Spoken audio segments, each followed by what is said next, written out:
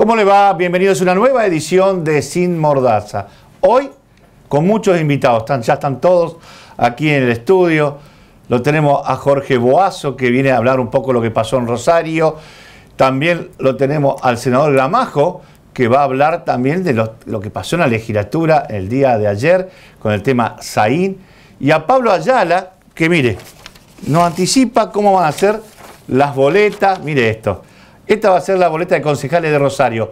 Mucho más chica que la que fue la mayor boleta, la de Rosario, con la cantidad que tenía de candidatos en las PASO. Acuérdense que tuvieron que hacer una boleta especial más grande que la 3. Tenían que agregar un pedazo. Y en cambio, fíjense, en Santa Fe, que quedaron 9 candidatos, quedó más grande la boleta de Santa Fe en cantidad de candidatos. Pero sí, lo bueno, se ven las caras. Esto es lo interesante de esta boleta. Nos va a contar Pablo Ayala cómo se viene en tema de las elecciones, cómo va a ser en toda la provincia. Así que, Darío, buenas noches. ¿Qué tal, Carlos? Bien. Bueno, una semana muy particular en la provincia de Santa Fe, que incluso ha sido noticia nacional. Han pasado tantas cosas. Increíble, en la legislatura, en Rosario. Sí, sí, sobre todo, bueno, hay que ver, porque estamos ya a pocos días de las elecciones. Estamos en las últimas 2 semanas prácticamente del comienzo del 14 de noviembre y hay que ver hasta dónde todo esto tiene impacto, ¿no?, en lo que pase el 14 de noviembre. Tenemos un desfile de candidatos de personajes a nivel nacional que visitan Santa Fe, en el caso del Frente de Todos, funcionarios nacionales, en el caso de Juntos por el Cambio, la mayoría de las figuras a nivel nacional están pasando. Y que arrancó la semana pasada, el viernes, con Larreta, Lustó, después creo que vino Tetaz también ayer. Martín Tetaz, de hecho viene Mauricio Macri en las próximas horas, va a estar en Venado Tuerto, Rufino y la capital de la provincia el día lunes. Y va a estar mañana Banes acá en Santa Fe, ¿no? Sí, también viene Manes, también viene... Es decir, todo lo que son figuras nacionales vienen a respaldar... Viene Luis Juez también en las próximas horas. No sabía para hacer la parte oeste de la provincia de Santa Fe. Se han dividido en sectores y a todos lados viene algún referente nacional a la provincia de Santa Fe. Lo que pasa que cuando uno escucha lo que dijo, por ejemplo, Larreta el viernes pasado en el Hotel ATUNL de Santa Fe, es que Santa Fe es importante en la estrategia electoral de Cambiemos. Bueno, es uno de los lugares en el país donde se elige senadores. Y aquí es uno de los lugares estratégicos porque Juntos por el Cambio tiene intención de tener 2 senadores por Santa Fe, ¿no? Y por eso se ha tornado en un distrito clave para ellos. Pero bueno, vamos a ver qué pasa y qué pasa en los próximos días. Y el otro episodio, me parece que también es sumamente importante, lo que pasa con el tema de los docentes. Primero, porque hubo una nueva reunión paritaria, pero no se pusieron de acuerdo, así que es muy posible que vayamos a un escenario de conflicto. Hay una reunión prevista para las próximas horas, otra el lunes, para seguir avanzando en este tema, pero el gobierno se mantiene en la propuesta que hizo inicialmente. A ver, yo te voy a ser sincero, Darío. Me parece que, bueno, acá falló, me parece, la estrategia del gobierno. Porque el gobierno hizo una oferta súper importante, comparado a lo que tenía como propuesta nacional, era el 45%. Cerraron, a nivel de la paritaria federal, cerró en 45% anual. Que Santa Fe le dé el 52%, era una excelente oferta.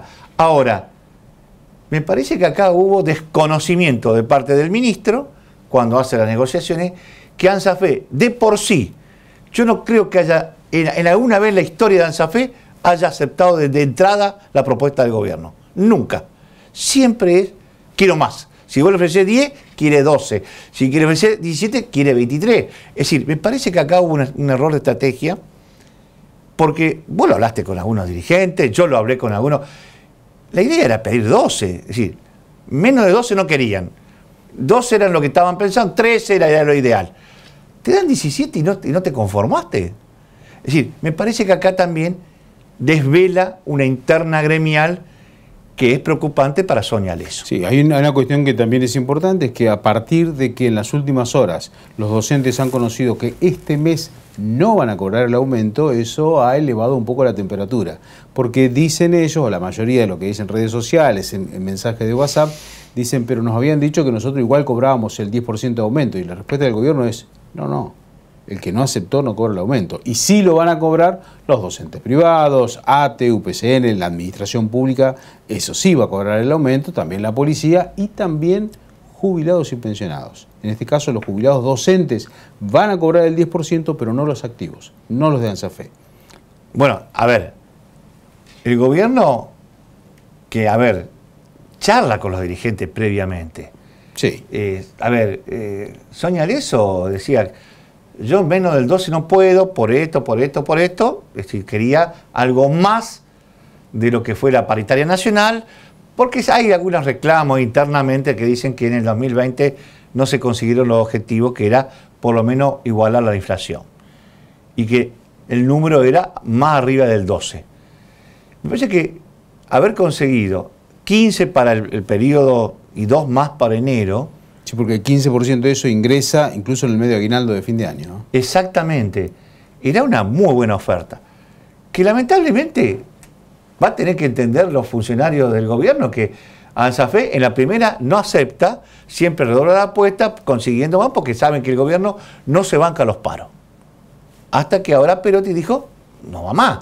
Acá tienen no solo la plata que viene a la Nación, que es una adicional, más el aumento del 15% y el 2% ya para patearlo también en enero, para decirle, bueno, te damos también para que no vayamos directamente a paritaria en febrero. Y encima tenés el boleto educativo, que es un beneficio exclusivo para los docentes y para los estudiantes. Es decir, tienen realmente herramientas como para decir, fue una excelente oferta lo que le hizo el gobierno. Ahora, la interna de ANSAFE le complicó la estrategia de Sonia Leso, que ahora no sabe cómo buscarle la vuelta y que el gobierno le ayude. Y que tiene que ver, primero, que no se pierda el 10% en octubre, porque eso influye en lo que es el aguinaldo. Por lo tanto, está pidiendo ya rápidamente al gobierno diciendo, sácame aunque sea por como es, planilla complementaria, el aumento de octubre. Eso tengo que poner en una mesa, que si bien vos lo vas a descontar ahora, recuperámelo en noviembre con una planilla complementaria para yo decir, bueno, vamos a la reunión de la Asamblea diciendo, vamos a mantener el aumento, y por ahí agregaron el tema de una reunión con los que son responsables de lo que es el boleto educativo gratuito. Porque dicen que hay algunos que no están recibiendo los beneficios, que son 3 o 4, no sé, serán 100, 200, pero cosas puntuales. La mayoría accedió al boleto educativo. Me parece que está muy débil, la ofensiva del gremio ante una propuesta contundente que todos los otros gremios aceptaron y que pone en riesgo que los otros gremios después digan, che, no, pará, no aceptamos más, arreglar primero con ANSAFE, después vemos qué hacemos nosotros. Porque si no, parece que ANSAFE es la que dirige cuánto es el aumento en la provincia, ¿no? Bueno, los otros dos temas, naturalmente, en el plano político, que más trascendencia han tenido en las últimas horas, es, primero, la visita de Saín a la legislatura, en el marco de la Comisión de Acuerdo, que son diputados y senadores allí, donde él fue a defenderse de la acusación que se le hace, y el otro tema, lógicamente, lo que pasó en las últimas horas en la ciudad de Rosario, a partir de esta movilización pidiendo justicia de este joven arquitecto de 34 años que lo mataron en la ciudad de Rosario. Bueno, vamos a ir desgranando un poco lo que pasó en la legislatura, así vamos charlando, porque ya sobre el tema Saín vamos a tener la palabra autorizada del senador Gramajo, qué pasó adentro, vamos a contarlo de afuera, nosotros cómo se vivió la llegada y después la conferencia de prensa, qué es lo que dijo la palabra de Saín, porque Gramajo va a contar qué pasó adentro, qué se resolvió, cómo fue los planteos. Y también vamos a escuchar también después cómo ve un rosarino como Boazo lo que pasó el día de ayer en la ciudad de Rosario. Vamos con lo de Saín. Saín entró hasta provocando a los, porque estaba lleno de periodistas. Sí. Todos esperaban que iba a hacer declaraciones previo al ingreso a la reunión con los legisladores, haciendo bueno, ahí la vamos a tener, señor director, poneme la foto de cómo ingresó entonces Saín a lo que es el Congreso Provincial. Y después entró casi para hacer la declaración y lo volvieron a llamar, tuvo que volver a la reunión, porque parece como que hizo su alocución adentro y quería salir rápidamente a contarle a los periodistas. Sí, Saín plantea que esto está todo resuelto, que tampoco tenía mucho sentido. Primero él presentó un recurso a la justicia, un recurso de amparo en el juzgado laboral de Rosario, que le rechazó esa posibilidad y él, de hecho, sea de paso, apeló también al Tribunal de Alzada, pero por lo tanto se tenía que presentar. En algún momento se dudó si iba a ir, podía hacerlo en forma presencial o podía hacerlo en forma escrita. En todo caso, si él no quería, no se defendía, pero fue con un abogado. Y con Hernández, ¿no? El doctor Hernández. Sí, fue allí y presentó un PowerPoint y entonces él utilizó como recurso por ahí mostrar alguna de las cosas porque él dice que es una persecución política. Después hizo declaración a los medios y se fue. Pero siempre dejó entrever que él dice que sabe que esto es una cosa juzgada y que esto le va a salir mucha plata a la provincia, porque él va a accionar contra la provincia a partir de lo que él supone la destitución en los próximos días o semanas que esto se pueda dar, ¿no? Eso le vamos a preguntar después al senador Gramajo. Y a ver, Saín copó el día de ayer, porque estuvimos de las 10 de la mañana, casi todos los periodistas que estaban ahí acreditados en la legislatura, hasta más de mediodía, pero la comisión de acuerdo trabajó hasta las 11 de la noche. Después. Así es, porque entre otras cosas se está viendo cuáles van a ser los dictámenes. Aparentemente va a haber 2 dictámenes, uno de mayoría y otro de minoría. El de mayoría, el que acompañaría a la mayoría de los legisladores, es destituirlo. Y entonces ahí aparece cuándo sería la fecha. Algunos decían la próxima semana directamente y otros plantean que podría pasar a después de las elecciones. Claro, lo que pasa es que acá, dentro de la comisión, hay algunos que son candidatos. Sí. Y están jugando a la política y entonces esto, también algunos creen que esto también, a ver, le puede perjudicar y beneficiar a otros el tema de Saín. Y algunos hasta con intereses bastante maligno, digamos, porque dice, hoy el tema en Santa Fe es el tema Rosario, el tema Joaquín. Es decir, lo que está en los titulares es lo que pasó ayer y lo que va a seguir, digamos, como rebote de todo lo que pasó en la ciudad de Rosario. Y esto por ahí perjudica al gobierno provincial y también al municipal. Algunos quieren sacar ventaja electoral. Dice, meter el tema Saín es cortar con lo que a alguno le puede beneficiar y entonces no quieren mezclarlo. Y ahí dentro de la misma comisión de acuerdo, algunos intereses personales que dicen, no, pateémoslo para después. Entonces, por ahí la fecha que tiene que llamarse a la asamblea esta legislativa conjunta, que son las 2 cámaras, que tienen que tener mayoría especial las 2 cámaras.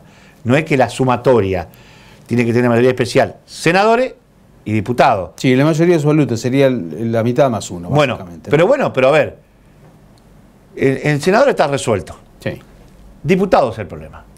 Porque ahí también empieza a tallar ahí una interna que hay con Puyaro. Y Puyaro promueve la destitución de Saín. Lo que me llamó la atención, te voy a decir algo, que Saín cuando salió a la explanada a hablar con los periodistas, lo involucró al fiscal general, a Baclini. Sí. Eso, me dejó helado. Porque algunos del punto de usted trabaja junto. No, dice.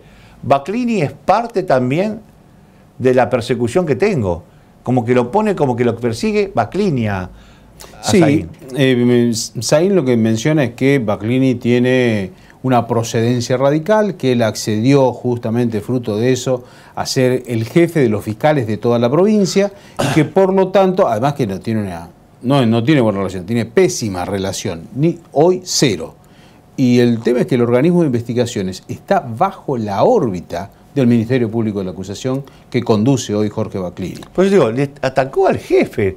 Por eso digo que está todo mal ahí.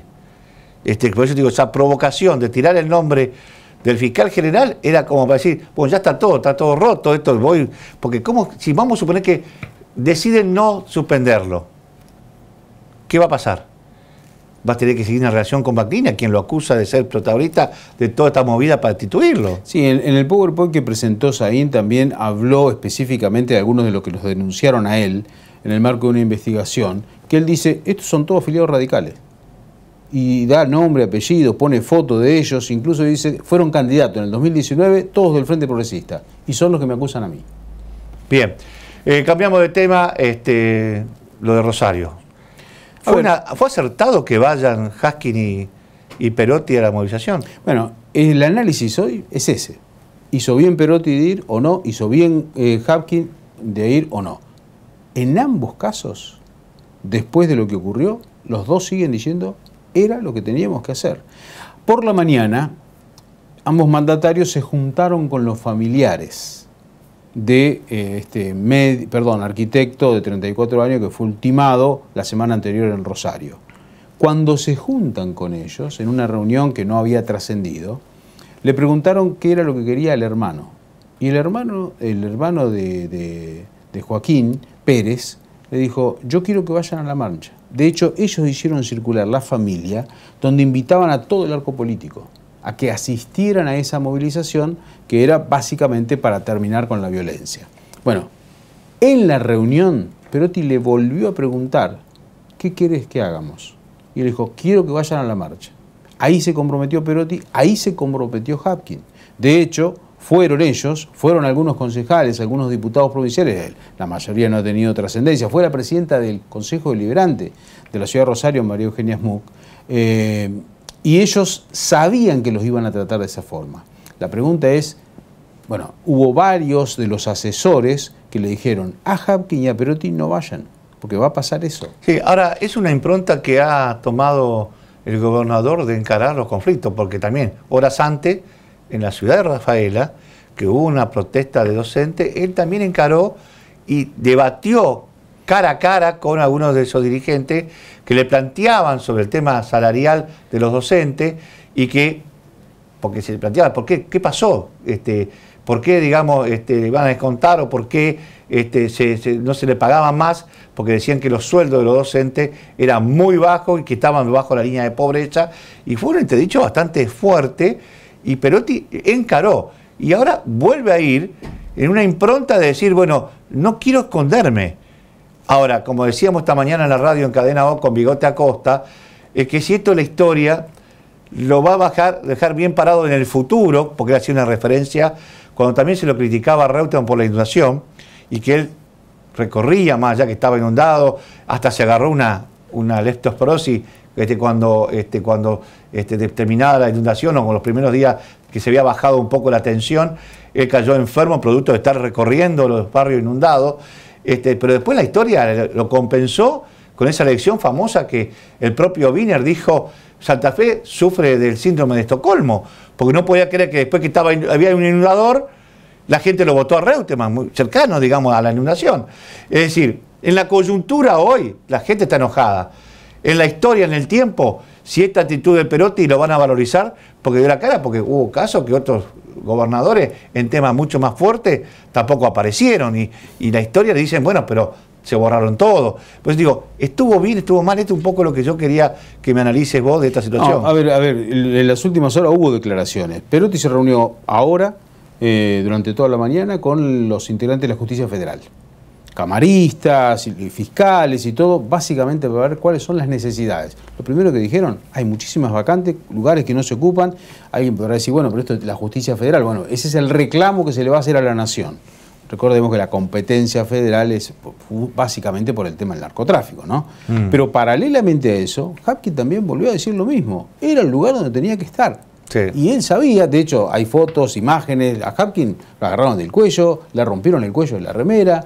Uno dice, che, al final era una marcha o una protesta contra la violencia y lo agarraron de esa forma. Yo vi las imágenes cuando la empujan a la presidenta del Consejo Deliberante, María Eugenia Smuck, una mujer dirigente que se ponía a hablar con las personas, la maltrataron. Entonces vos decís, che, protestan contra la violencia, pero les importó un pito generar más violencia. Esas son las dualidades que quedan. Bueno, en todo caso, también me parece que es importante que reconocieron que hay un problema con la seguridad. Si no, directamente ni vas. Porque acá no pasaba por un partido político. Perotti peronista, Hapkin es de Creo, del Frente Progresista, María Eugenia es muy radical. O sea que estaban todos en el medio, ¿no? Más allá de la bandera política, ¿no? Sí, antes de ir a todas las grandes visitas que tenemos, son 3 invitados de lujo para hoy. Vamos a cerrar con lo que fue también un anuncio interesante, el tren Santa Fe-Santo Tomé. Sí. Más allá de que también se está esperando a ver si entra o no en el presupuesto el puente Santa Fe-Santo Tomé. A ver, una línea que en su momento unió la capital de la provincia con Santo Tomé. Hay un tema, la verdad, que es la cantidad de gente de Santa Fe que trabaja en Santo Tomé y de Santo Tomé que trabaja en la capital de la provincia. El tren urbano solucionaría un gran problema en la comunicación y sobre todo porque la situación que tenemos hoy, el puente carretero, que está totalmente desbordado. Sí, que un día va a ser noticia. Bueno, se firmó un convenio inclusive con la UNL, la Municipalidad de Santa Fe, la Municipalidad de Santo Tomé, los dirigentes o los funcionarios nacionales, para hacer todo el estudio. El tema es lo que tienen que ver si las vías pueden soportar o no la vuelta al tren. En algunos lugares hay sectores donde va a haber que hacerlo nuevo porque están totalmente dañados o se robaron hasta los durmientes. En otros no. Bueno, eso es parte de lo que se firmó en las últimas horas. Ojalá se pueda concretar, ¿no? Perfecto. Nos queda un minuto para alguna cosa en el tintero. No, básicamente el otro tema es la visita de Daniel Scioli, el embajador argentino en Brasil. Estuvo acá en la visita a una empresa que es brasileña, sí, que es la que hace las carrocerías de todos los colectivos. Todos los colectivos. Marco Polo. Todos los colectivos. Es impresionante. Bueno, y no solamente eso, sino que además, lógicamente, lo lleva a Brasil porque es una empresa brasileña. Bueno, hablaron de una inversión millonaria para potenciar y para generar más trabajo. Así 14 millones de dólares iban a invertir. Sí. Es muy buena cifra. Bueno, le cuento. Vamos a una pausa, pero cortita, son 30 segundos. Un aviso solo. Ya va a estar acá el senador Gramajo charlando con Darío. Después lo vamos a tener a Boazo. Y cerrando, lo vamos a tener al secretario electoral contándonos cómo se va a votar, cómo van a ser las boletas en cada lugar y sobre todo las que son de intendente o presidente. Mira, acá tengo una de la ciudad de Roldán. Mirá, la gente de Roldán, cómo va a ser la lista de intendentes, cómo son los colores, cómo se vota. Pausa y ya venimos. Renovamos el home banking de Banco Santa Fe y ahora es mucho más ágil, simple y práctico. Pagar tus compras es más ágil, simple y práctico. Pedir un préstamo es ágil, simple y práctico. Así es el nuevo home banking de Banco Santa Fe. Ágil, simple y práctico. bancosantafe.com.ar. Muy bien, continuamos aquí en el programa. Está con nosotros el senador del Departamento 9 de Julio, el doctor Raúl Gramajo. Senador, ¿cómo le va? Bienvenido al programa, gracias por estar con nosotros. Gracias a vos, Darío, y bueno, mis saludos a la teleaudiencia. Senador, en las últimas horas visitó la Comisión de Acuerdo, donde usted la integra, la comisión bicameral entre diputados y senadores. La Comisión de Acuerdo estuvo Marcelo Saín, ex ministro de Seguridad, actualmente el director del organismo de investigaciones del MPA. Y entre otras cosas, ustedes le dieron la posibilidad de defenderse de la acusación que se le hace o que se le ha hecho ya en la Comisión de Acuerdo. ¿Cuál es el balance o el resumen de lo que deja la visita, que dicho sea de paso entró haciendo la B de la victoria, ahí estaba, Saín ingresó de esa forma, al menos es lo que vimos en la explanada de la legislatura, ¿no? Bueno, mirá, hay que ir a la génesis de esto, cómo se origina. La presencia de Marcelo Saín es producto de lo que establece el reglamento, es decir, una vez que se hace la correspondiente denuncia para que la teleaudiencia conozca el procedimiento, la comisión decide si acepta o no el contenido de la denuncia, que en este caso planteó el senador Enrico, se determina quién va a ser el acusador, o sea, el fiscal que va a llevar adelante esta denuncia, se lo designó también el senador Enrico.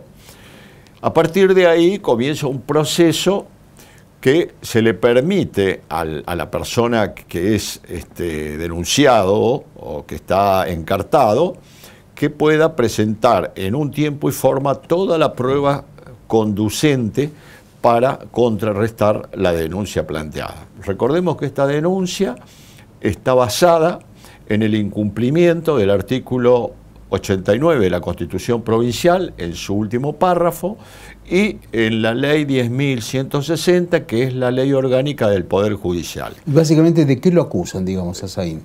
La imputación es debido a que, estando dentro del Poder Judicial, no se puede ejercer ningún tipo de acto político ni proselitismo, tal cual lo ha hecho Saín, que es hoy el director de la parte de investigaciones, del organismo de investigaciones dependiente del Ministerio Público de la Acusación. Todo esto, esta documentación ha sido presentada, certificada por escribano público, atento a notas, Twitter y demás, por parte de Saín, ha sido presentada por el senador Enrico, que hizo la correspondiente denuncia. Esto es muy claro, hay varios casos, por ejemplo el caso de la vicegobernadora que se desempeñaba como jueza, claro, en el Poder Judicial, tuvo que renunciar para presentarse como vicegobernadora, como candidata a vicegobernadora de la provincia. Lo mismo ha ocurrido con el senador de Garay, el doctor Kaufmann, que era camarista. Cuando Carlos Alberto Reutemann le ofrece el Ministerio de Educación, tuvo que renunciar al Poder Judicial, el caso mío. Sí. Yo era asesor de menores, cuando decido volver otra vez al ámbito de la política, también renuncié y me presenté como candidato. Esto es una exigencia constitucional y además basado en la ley que rige el Poder Judicial, que es la ley orgánica. Ahora, ¿y cómo se defendió Saín de esta acusación? Es decir, usted, en este caso, el senador Enrico dice, él está haciendo política o proselitismo o campaña de cuando está vedado por la ley. ¿Cómo se defiende él de eso? Bueno, en realidad hubo dos etapas de la presentación de Saín. La primera etapa la realizó el asesor jurídico, el doctor Hernández, quien hizo una alusión a la inconstitucionalidad de la ley 14.016, que es la ley que nos permite al Poder Legislativo investigar ante denuncias y llevar adelante el proceso de destitución o absolución, en su caso, de el MPA a través de la 13.013 o de la Defensa Pública 13.014. En ese sentido, el abogado apuntó a la inconstitucionalidad de esa ley. O sea, el abogado dice que ustedes no tienen competencia para juzgarlo a él, digamos, básicamente. Exactamente, pero esto ya fue recurrido ante la Corte, y la Corte, que es el máximo tribunal de la provincia, la Corte Suprema de Justicia, fue clarita en declarar la constitucionalidad de la ley. Es decir, ya teniendo un fallo del máximo tribunal, indudablemente no admite duda. Ellos insistieron días antes ante el Tribunal de Segunda Nominación, ante el juez de segunda nominación en lo laboral de Rosario, y el juez lo declaró inadmisible al amparo que presentó Saín a través de sus profesionales. Entonces, yo creo que esto fue una discusión estéril que él plantea, porque nosotros estamos convencidos de que la ley ha sido votada en el marco legal, cuando ha sido recurrida ha sido declarada constitucional, o sea que esto fue el planteo. Y después hizo también un agregado más diciendo que ellos consideraban que para que Saín pudiera presentarse, en este caso a declarar, que haciendo uso de su derecho a defensa, tenía que estar ambas cámaras con su totalidad de los miembros reunidas. Eso no lo dice el reglamento. El reglamento, a través de la Asamblea Legislativa, le otorga a la comisión bicameral, que está compuesta por 4 senadores y 8 diputados, la facultad de realizar las investigaciones. Ahora, esa comisión no es la que de alguna manera juzga. Esa comisión, en base al mérito, a las evidencias, realiza un dictamen, que puede ser por la absolución o puede ser por la continuidad y destitución. Inclusive puede haber dictámenes diferentes, puede haber un dictamen de mayoría o un dictamen de minoría. Quiero aclarar que el acusador no vota para la imparcialidad que corresponde tener. Ese dictamen va a la reunión conjunta de cámaras.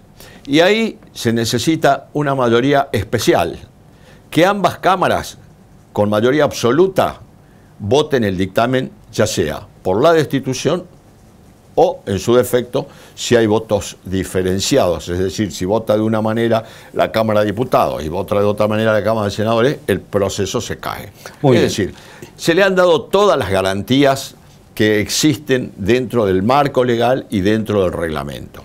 Cuando él hace uso de la palabra, todo lo que planteó fue que existía una persecución política.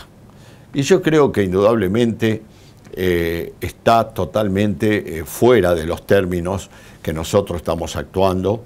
Nosotros no perseguimos a nadie, hemos trabajado en base a documentación, como lo hemos hecho en todos los casos que nos ha tocado llevar adelante. Los fiscales que han sido destituidos, que no han sido más de 3 o 4, han sido destituidos después de un proceso ajustado a derecho, con la debida defensa correspondiente y, por supuesto, que con los votos necesarios de ambas cámaras. Ambas cámaras son los 69 legisladores que tiene la provincia, elegidos por el pueblo para cumplir la función que le asiste por la ley y la Constitución. Senador, para terminar, concluido esta posibilidad que tuvo Saín en las últimas horas, ¿cuándo se reuniría la asamblea o la reunión conjunta de ambas cámaras para resolver el futuro de Saín? Bueno, el proceso ahora va a estar determinado la fecha la próxima semana. Nosotros en la próxima semana estaríamos firmando el dictamen o los dictámenes y a partir de ahí se va a fijar la fecha para que de alguna manera se lleve la reunión conjunta de ambas cámaras y de esta forma se evaluarán el o los dictámenes correspondientes. Senador, muchísimas gracias por su tiempo. No, por favor, Darío, muchas gracias a ustedes y como siempre mis cariños a la teleaudiencia.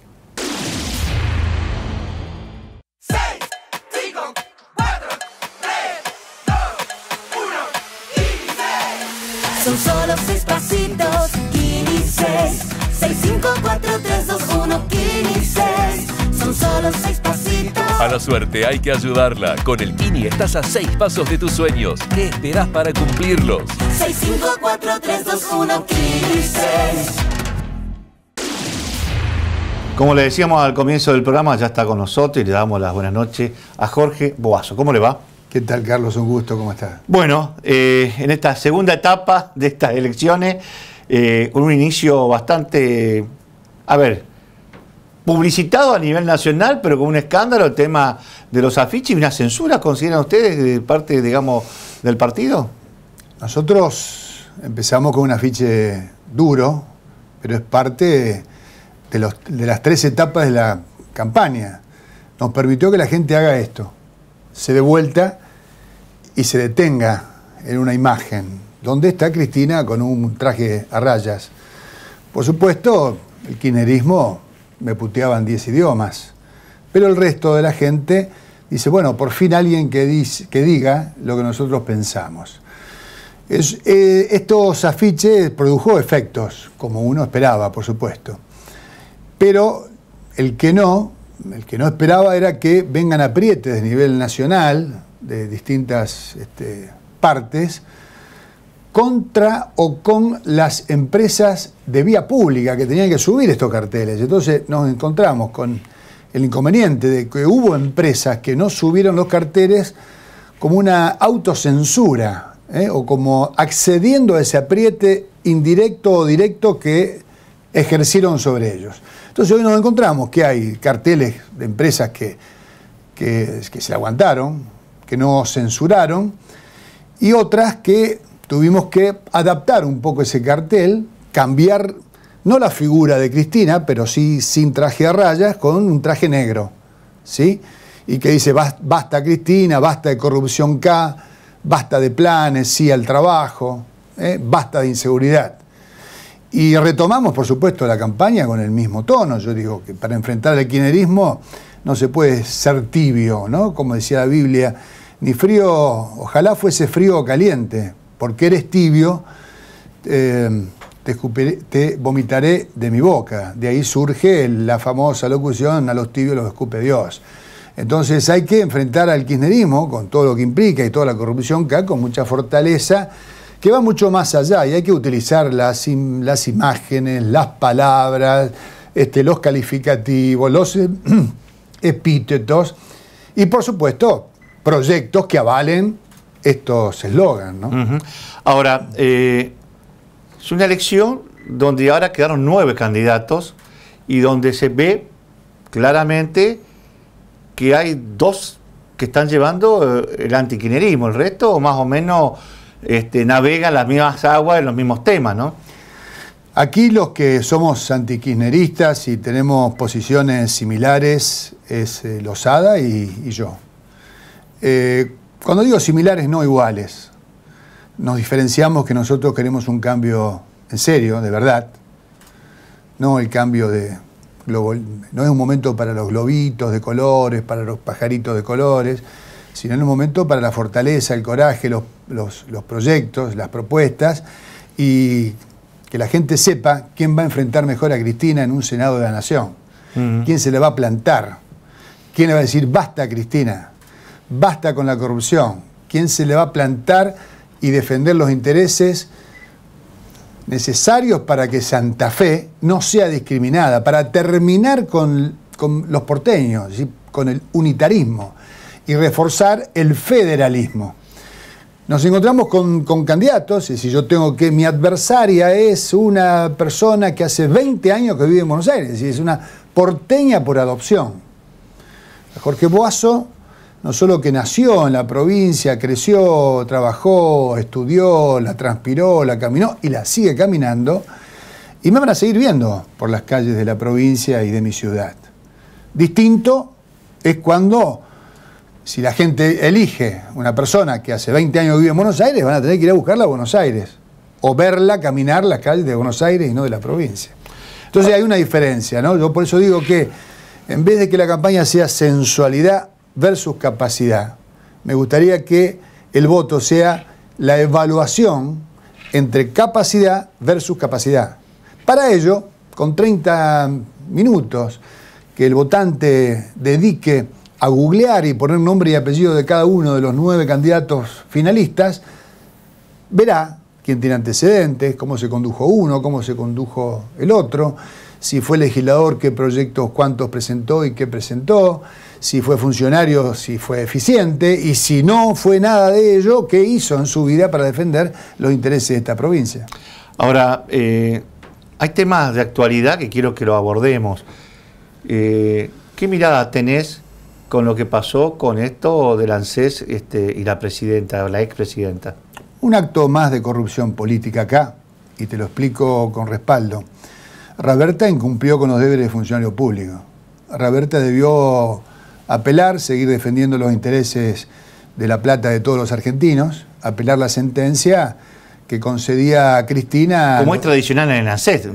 Como lo hace, habitualmente. Esta es la gran hipocresía. Raberta lo hace con todos los 270.000 y miles y millones de jubilados que le hicieron juicio, que le hacen y le seguirán haciendo por reajuste de los saberes porque están mal liquidados. ¿Qué hace? Apela hasta la última instancia, es decir, hasta la Corte. Pero cuando la Corte también falla en favor del jubilado, tiene que iniciar un juicio de ejecución de sentencia porque tampoco ANSES le paga a los jubilados. Y después también tiene que esperar el jubilado que la legislatura, senadores y diputados, aprueben la partida que les pueda pagar la sentencia. Mientras tanto a Cristina, ¿no?, le pagan 2 beneficios que son incompatibles. Porque el tema es este. Raberta debió seguir apelando, sosteniendo la incompatibilidad de las 2 asignaciones especiales, ¿sí? ¿Por qué? ¿Quién lo dice? ¿Boazo? No. Lo dice la ley 24.018. Para el que nos está escuchando, tiene la computadora, el teléfono, ponga en Google ley 24.018. Cuando la abre, lea el artículo 5. Y el artículo 5 habla de la incompatibilidad de 2 asignaciones, jubilaciones, pensiones, pensiones graciables, porque esta es una pensión no contributiva. Nada más que en vez de llamarle pensión graciable, es una asignación especial por el carácter de presidente, vicepresidente, pero no pueden cobrar las 2, tienen que optar por una de las 2, justamente porque era una asignación especial. Sin embargo, le consolidan las 2 asignaciones, 2,5 millones de pesos por mes, sin el pago de ganancias, como le toca así a los jubilados que cobran 150.000, 160.000, que es la máxima. Y además se puede dar, con esta teoría, cuando venza su mandato de vicepresidenta, va a tener un tercer beneficio. No. Reitero, ¿En serio? con esta teoría, que son compatibles, abre la puerta para que cuando termine el mandato de vicepresidenta, es decir, dentro de 2 años, solicite la asignación como vicepresidenta. Entonces va a tener asignación como expresidenta, pensión por el marido. Y jubilación, no es jubilación, es asignación especial por ex vicepresidenta. No, va a generar un escándalo. Se dan cuenta que no cabe ni en la lógica, más allá de lo que lo diga la ley. Y ella, pensar que uno piensa en el Pío González, que renunció a todo tipo de jubilación, o Ilia, que murió en la pobreza. Ella accionó constante y permanentemente para acceder a los dos beneficios. No tuvo ni siquiera la actitud y la conducta ética para decir no, yo voy a cobrar uno, porque interpreto que el artículo 5, la 24018, establece la incompatibilidad y no quiero discusión jurídica. Para ir cerrando... Basta, Cristina. Si me haces un análisis de lo que pasó en Rosario, esta movilización, esta reacción de la sociedad, ¿qué lectura haces? Del 2010 que venimos padeciendo e incrementándose los niveles de inseguridad en la provincia. Ya lo dijimos mucho y lo venimos diciendo hace mucho tiempo. Algunos parecería que despiertan ahora, 14, 15 días antes de una elección. La reacción de la gente ante un nuevo disparador del asesinato de Joaquín Pérez, chico arquitecto, 31 años, con hijo, y otros que se suceden diariamente como se sucedieron, tanto que estamos llegando a 200 en lo que va del año y faltan todavía noviembre y diciembre, marca que en la provincia de Santa Fe el problema es 4 veces más grave que a nivel nacional, cuando ya a nivel nacional es problemático. Basta ver La Matanza, en Buenos Aires y en otras provincias la inseguridad. ¿Y por qué es 4 veces más? Porque tenemos 4 veces más alta la tasa de asesinatos que Córdoba, por ejemplo. Córdoba tiene 5 asesinatos cada 100.000. Nosotros tenemos 17,5 cada 100.000. Evidentemente, al problema de inseguridad nacional le hemos agregado un disvalor santafesino que nos hace a todos responsables de este nivel de inseguridad. Entonces, la gente ayer, una vez más, demostró la indignación, la rabia, la bronca, la impotencia de gobiernos, de políticos que no hacen absolutamente nada más que de relatar los hechos. Entonces no me llamó la atención la reacción de la gente contra el gobernador, el intendente. ¿Qué esperaban? Que lo aplaudan. Entonces, hay que llamarse al recato, dar la cara cuando la tienen que dar, y más que hablar, hay que hacer, Carlos. Y hacer implica tomar medidas duras, fuertes, para recuperar los territorios que están tomados por los narcos y los delincuentes. Por ejemplo, Rosario y por ejemplo Santa Fe. Ahora, las calles de pero Rosario. bien, para ir cerrando la idea, el tema de Rosario es muy puntual. Yo creo que hay cosas para hacer. Hay herramientas para aplicarse para que esto se empiece a cortar. Vos lo has expresado en un montón de medios. Acá hay que seguir la ruta del dinero. Claro. Hay que hacer, digamos, un trabajo serio entre, primero, un acuerdo político. Acá hay que tomar decisiones entre todos los partidos políticos y decir, bueno, le declaramos la guerra a los narcos y a todos los criminales. Una guerra. Hay que declarar una guerra. Para vos decir palabra guerra y todo el mundo va a parar. No, pero es que es así, viejo. Si va, a ver, en una guerra, cuando el enemigo te toma el territorio, vos tenés que tratar de recuperarlo. Acá las fuerzas del orden, con la ley en la mano, tienen que recuperar el territorio, porque hoy están los narcos y los delincuentes son los que mandan en las calles de las ciudades. Entonces hay que decir basta. Y hay que apoyar el trabajo que están haciendo 2 fiscales, que son Eder y Capapietra, que están investigando la corrupción política. ¿Qué significa eso? Hay que seguir la ruta del dinero. ¿Dónde va la plata del narcotráfico? ¿Dónde se canaliza? ¿Financieras, contribución? Bueno, hay que investigarlo. Hay que dejar a la justicia que lo investigue, pero tiene que investigarlo. Y segundo, la connivencia de determinados sectores de poder con el delito. Porque si no existiese esa connivencia, como no existe en Córdoba, en principio no existe en Córdoba, porque los índices de Córdoba son infinitamente más bajos que los de Santa Fe. Entonces, tomar el territorio, investigación de ruta del dinero e investigación de la connivencia de determinados sectores políticos y policiales y judiciales. Y bueno, y acá también el tema del trabajo conjunto de las fuerzas, todos juntos. En un comando unificado de fuerzas, de Gendarmería, Prefectura Naval y Policía Aeronáutica, conjuntamente con la Policía Provincial que se subordine a este comando único, que también tiene que integrar los fiscales federales y los fiscales representantes, los fiscales federales y fiscales provinciales, ¿sí? Y previamente establecer una estrategia basada en los informes de inteligencia.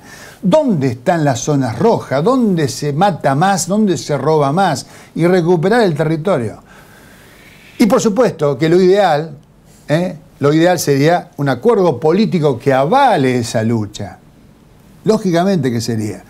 Y dejar el enanismo mental de muchas fuerzas ideológicas, políticas, que impiden que se sea efectivo. Entonces, no me asombró lo de Rosario y no me asombrará de continuar en esta línea otras acciones similares a la de Rosario. En 2 palabras, Cámara, ¿por qué hay que votarlo a Boazo como candidato a senador? Por lo que fui, por lo que soy, por lo que demostré, por la fortaleza, porque digo de combatir la corrupción, y ya la combatí y la combato cuando denuncié a 5 senadores provinciales por corrupción política, porque tengo la fortaleza de pararme ante Cristina en el Senado y decirle, basta, hasta acá, a mí no me vas a hacer callar. Ya venimos.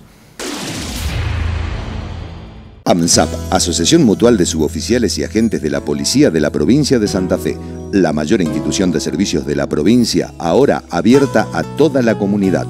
Disfrute mucho más integrándose a una gran mutual. AMSAP, Suipacha 2463, teléfono 455-3575, Santa Fe. Sin Mordaza, periodismo independiente. Sin Mordaza, el periódico con mayor penetración en la provincia de Santa Fe. Sin Mordaza, el poder de la gente. Muy bien, continuamos aquí en el programa. Está con nosotros el secretario electoral de la provincia, el doctor Pablo Ayala. Doctor, bienvenido al programa, gracias por estar con nosotros. Gracias por la invitación. Bueno, lógicamente estamos a tan pocos días de las elecciones, hay algunas preguntas que tienen que ver con el proceso electoral y sobre todo para conocer si va a haber alguna diferencia con las PASO específicamente. El tema de los protocolos que fueron cuestionados porque hubo demoras en algunos lugares, ¿se va a mantener? ¿Se sacó esto de la cola? ¿Qué pasa? ¿Qué nos vamos a encontrar el 14? Sí, mañana vamos a estar con la Secretaría Electoral Nacional definiendo el protocolo en vista del día 14. Obviamente estamos siguiendo la situación sanitaria. Mañana nos vamos a terminar de reunir para definir cómo sigue la actuación. Seguramente la situación sanitaria nos acompaña. La campaña de vacunación ha surtido sus efectos, por lo cual nosotros vamos a tratar de flexibilizar los protocolos. Se van a eliminar las barreras que teníamos el día en la elección PASO, de las filas esperando fuera de establecimiento. Ahora la situación sanitaria cambió, con lo cual el tráfico entre los electores, esa barrera que habíamos puesto para el de las PASO, para organizar, para que haya distanciamiento social dentro de los establecimientos, se va a eliminar, con lo cual eso va a hacer más fluido el paso de los electores dentro del establecimiento. Con respecto al análisis que ustedes hacen de la elección, hay que entender primero que el comicio ahora, veníamos en el caso de la provincial, de los concejales, intendentes donde se vota, con el caso de Rosario, una boleta grandísima. ¿Qué pasó? ¿Cómo cambió eso de cara a lo del 14? Sí, bueno, pasó que en las PASO se definieron las candidaturas de los frentes electorales, por lo cual la cantidad de candidaturas se reduce drásticamente. Nosotros en la ciudad de Santa Fe teníamos 42 candidaturas en 17 frentes electorales, de los cuales 7... A ver, Santa Fe, ¿cuántas? Eran 42 listas en 17 frentes electorales. Quedaron 7 frentes electorales con una candidatura cada una. Ah, o sea que cambia. Usted tiene ahí por lo que veo, esa es la de Santa Fe. Esta es la boleta de la ciudad de Santa Fe. Y ese es el tamaño que va a encontrar el elector en la capital de la provincia. Exactamente, la boleta 4. Nada que ver con la otra, la otra boleta. Que ver. Teníamos una medida 3, sí. Ahora pasamos a una medida 4, la mitad. ¿Y Rosario? Rosario teníamos 55 candidaturas, sí, en 17 frentes electorales, de los cuales 5 alianzas o partidos políticos han podido perforar el piso. Y Rosario tenía medio metro, era increíble. 55 centímetros. Sí, y ahora esta es una hoja A4. Totalmente. Bueno, de hecho, ahora sí se le ve en la cara a los candidatos. Mucha más prolija, sí. Nos permite, la definición de las candidaturas en los pasos permite, siempre en la general, recuerda que se definen las candidaturas internas, por lo cual hay mucha más participación de listas. Una vez transcurridas las pasos, se achica la cantidad de candidatos. En este caso, también en la mayoría de la provincia estamos en ese tamaño, ¿o hay algún tamaño extra o superior? Todos A4, todos modelos A4. Entonces es mucho más, digamos que más fácil eso. Más fácil para el elector, más práctico y más práctico para el escrutinio en mesa que realizan las autoridades. Sí. No es lo mismo contar 55 candidaturas, un escrutinio que con 5 candidaturas. Con respecto al escrutinio, hay que recordar que están conviviendo dos elecciones, la nacional de diputados y senadores y por otro lado la local. ¿Se va a seguir la misma modalidad? Primero se escruta lo nacional, después lo local. ¿Cuál es la forma? Sí, por la cuestión de jurisdicción y por importancia, primero se escruta las candidaturas nacionales, primero el senador, luego diputados nacionales, concluye el escrutinio en mesa de las categorías nacionales, empieza el escrutinio de las categorías provinciales. Y ahí en el caso del escrutinio tuvieron una modalidad para el tema de la transmisión de los datos. ¿Cómo se hizo este año? Este año la provincia, un trabajo muy importante de la Secretaría de Tecnología para la Gestión, del Ministerio de Gobierno, se agilizó muchísimo, lo hemos visto en las elecciones PASO, la transmisión de datos. Fue vía escáner, vía un equipo de teléfono celular, se escanean las planillas, los telegramas, esos telegramas se transmiten a los centros de cómputo de Santa Fe, Rosario. No existe más el fax tradicional que se usaba antes. El fax sigue estando, pero en casos de contingencia, casos que haya problemas de señal, hay un equipo de contingencia en las comisarías donde se transmite por fax. En las elecciones PASO no se hizo necesario acudir a ese método. ¿Y los centros de recepción dónde funcionaron? Tenemos dos. Uno en el Galpón 17 de la ciudad de Rosario y en el Data Center atrás de Casa Gobierno en calle San Martín. O sea, uno en Santa Fe y uno en Rosario. De las escuelas parte hacia allí la información. Exactamente, a los dos centros. El mismo telegrama entra a los dos centros de carga. Entra a los dos centros. Exactamente, y se carga en espejo. Carga usted, cargo yo. Yo estoy en Rosario, usted está en Santa Fe. Coincide el telegrama, automáticamente impacta en el sistema provisorio. O sea, hay una doble carga. Exactamente. Antes se realizaba, entraba el telegrama en la ciudad de Santa Fe o en Rosario, había un cadete que tipeaba y otro que dictaba. Con lo cual hacía más lento el tema. Una cuestión por distanciamiento social, que no pueden estar, hay que respetar el distanciamiento entre las computadoras, por una cuestión de espacios, se procedió a la carga en espejo, que habilita que sea mucho más rápido la carga y bueno, ante la duda, cuando el telegrama coincide, se carga. Cuando hay un problema, pasa a la mesa de incidencia. La mesa de incidencia se comunica con el subdelegado para salvar la contingencia que hubo. ¿La evaluación que ustedes hicieron de cómo fue el escrutinio provisorio, cuál es? La verdad que fue excelente. Una respuesta lo fue bueno en cuanto al tiempo. Está bien que era una elección más reducida, ahora en la general entra toda la provincia. Sí, nosotros teníamos PASO en 92 localidades, pero teníamos Santa Fe, Rosario, que eran los más importantes y de mayor cantidad de mesas tienen. Recuerda, ahora vamos a los 365 distritos, igual que en Nación, pero bueno, al ser más fácil el conteo, el escrutinio en mesa, por la disminución de las cantidades, vamos a estar en tiempos mucho más reducidos. Nosotros ¿Inferior a las PASO? Sí, en las PASO, 7:30 de la tarde, 19:30 de la tarde, ya teníamos los primeros resultados de algunas comunas. Yo creo que ahora a las 20:30 de la noche, 21, vamos a tener terminado el escrutinio provincial. ¡Epa! Sí. O sea que se han acelerado mucho me digo comparado a otras elecciones, ¿no? Básicamente. Sí, recuerda usted que el escrutinio nacional también hay 9 categorías, menos cantidad de boletas, va a ser más rápido también. Eso ayuda a la trazabilidad y al tiempo. Bueno, y ahora viene el otro tema, muy controvertido, las autoridades de mesa. Se han enviado los telegramas, ¿esto lo hace Nación o lo hacen ustedes? ¿Cuál es el mecanismo que se trabaja? La convocatoria de autoridades la hace la Secretaría Electoral Nacional, que ellos deciden quién es el presidente de mesa y el primer auxiliar. Y el segundo auxiliar es a recomendación de la provincia, pero los telegramas lo cursa Nación. A ver, entonces, Nación manda los telegramas y ellos deciden en base al padrón anterior, porque algunos de los problemas que se vieron es que muchas autoridades de mesa no fueron y ni avisaron que no iban. Ese es un problema más de responsabilidad de quien detenta esa carga pública. Recuerda que ser autoridad de mesa es una carga pública. Eso es un tema que se va agravando elección tras elección. Hay que trabajarlo en una reforma política, en una reforma electoral. Hay que tratar de empezar a pensar cómo salvar la situación. En las últimas elecciones se viene agravando cada vez más el incumplimiento de las designaciones. Entonces yo creo que ahí hay que trabajar fuertemente con los actores de la política para ver qué mecanismos de compromiso social y responsabilidad cívica generamos para que las autoridades que son designadas puedan realmente concurrir. No puede ser que de lo mismo que a uno le llegue un telegrama convocándole para ser autoridad de mesa, que es una carga pública, que está penada como un delito electoral, su incumplimiento, confirmarla o no confirmarla. Ahora, digamos que en caso de que alguien no vaya, ¿se lo puede ir a buscar con la policía o no sé?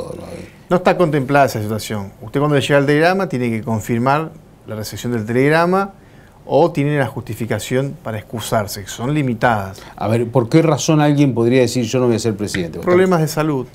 Problemas de salud justificados. Claro, un profesional debería justificar que está enfermo, por ejemplo. Exactamente. Bueno, ahí se excusa y se procede al reemplazo en tiempo y forma. A nosotros nos da un tiempo desde que se envía el telegrama a la excusación. El problema que tenemos es que a las personas que no se excusan o no confirman la presencia, la tenemos que suplantar el día de la elección, con lo cual impide las primeras horas de la mañana que se constituyan las mesas. En ese caso, supuestamente debería el primer elector convertirse en autoridad. Exactamente, o el delegado de local tiene la facultad de designar a alguna persona. Con respecto a la capacitación de los delegados, de los jefes de las escuelas, por así decirlo, ya el proceso de capacitación que se hace siempre, ¿también se ha hecho ahora? Sí, esta vez nosotros en las elecciones PASO lo hicimos vía internet, a través de Zoom, tuvimos 15 días capacitando a delegados y subdelegados. Ahora la situación sanitaria nos permitió hacerla en forma presencial. La semana pasada empezamos en los departamentos, en los 19 departamentos. El día de mañana estamos terminando ya la última jornada. El día sábado hacemos la última en el departamento 9 de julio. Ya terminamos de capacitar delegados y subdelegados, junto con la Justicia Nacional, la Secretaría Territorial de Gestión y la Secretaría Electoral de la provincia. Y a partir del día lunes arrancamos, eso sí, en forma virtual, y invitamos a los partidos políticos que participen en una serie de charlas por Meet que vamos a estar realizando, 4 charlas diarias, 4 aulas diarias para autoridades de mesa. Doctor, para terminar, me queda una pregunta con respecto al tema del DNI, porque yo he escuchado tantas cosas, más allá de que cada 2 años se habla de este tema. ¿Cuáles son los documentos habilitados para votar? Están habilitados para votar, todos los documentos están vigentes. La libretita azul, el DNI, tarjeta, todos están habilitados. Siempre que sea el último edición de ese... O sea, hay que mirar en el padrón cuál es el último. En el padrón dice si es ejemplar A o ejemplar B. Siempre tiene que ser el último ejemplar. Si usted figura ejemplar C en el padrón y va con el B, no va a poder votar. Y si alguien perdió el documento y tiene el papelito de la policía o la denuncia, no se puede votar. No se puede votar. Hará la justificación de emisión de nuevo voto con ese certificado. Doctor, muchísimas gracias por su tiempo. Gracias a usted por la invitación.